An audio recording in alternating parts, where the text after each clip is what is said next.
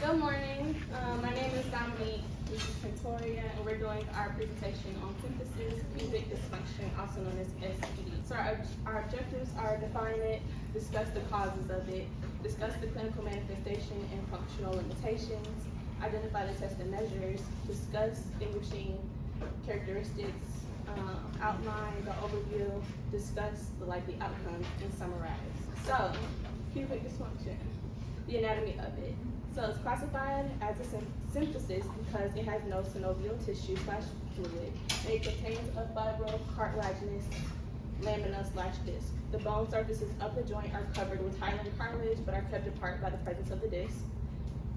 The supporting ligaments are found on page 1386 and 1387, and the pubic symphysis is a common source of growing pain, particularly in athletes.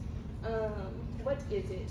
So, it describes the situation where the ligaments between the pubic symphysis become stretched, allowing the bones to move relative to each other.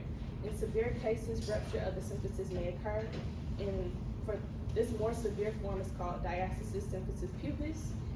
It results in a partial or complete rupture of the symphysis. So the causes, it commonly occurs during pregnancy and should always be considered when examining patients in the postpartum period who experience suprapubic, SI, or thigh pain.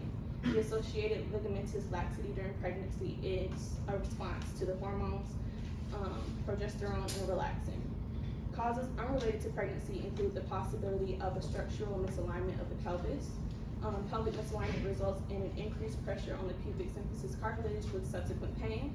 In cases of the DSP, there is likely an associated AP compression, which is common, or vertical shear, which is a rare fracture. And there are three types. Type 1, which is minor. Type 2, it's a wide diastasis. And type 3, a total disruption. And the clinical manifestations. So symptoms of SPD and DSP vary from person to person.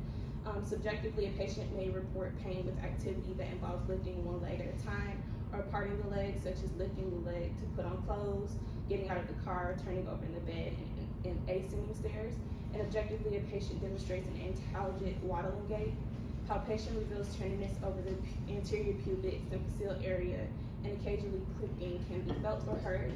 And the range of motion examination reveals limited hip movements due to pain, and there's an inability to perform unilateral standing. Okay, for test and measures, obviously when you first see the patient, you're going to assess their gait. You're going to do some palpation, passive range of motion, and active range of motion, and mostly selective tension testing. Then for special tests, you have the pubic stress test, the Ganslin test, and the active single leg raise test. And obviously, when doing your assessment, you will get a positive test from the SIJ stress test. So that's the distraction, compression, and vapor test. And then for measures and functional assessment tools, you have your X-ray or MRI. You have the OLBDX and then Q, and then the functional pelvic pain scale. And then for differential diagnosis, groin pain, ankylosing spondylitis, OP, and PPP are different diagnoses that are similar to this one. And then for the rehab process, for patient education, you will use a pillow between the legs when sleeping. Make sure that they move slowly and without sudden movements. They'll sit down and do their ADLs, and possibly use assistive devices, and swimming is recommended. And then overall, during the acute phase, range of motion is avoided. You have your cryotherapy and TENS, ultrasound, stabilization, orthosis. And then during the functional phase, you have your pelvic stabilization and emphasis on posture. And then for likely outcomes, the symptoms typically resolve within 6 to 8 weeks, and then they may have some residual pain, and then in severe cases, obviously, they'll have surgery.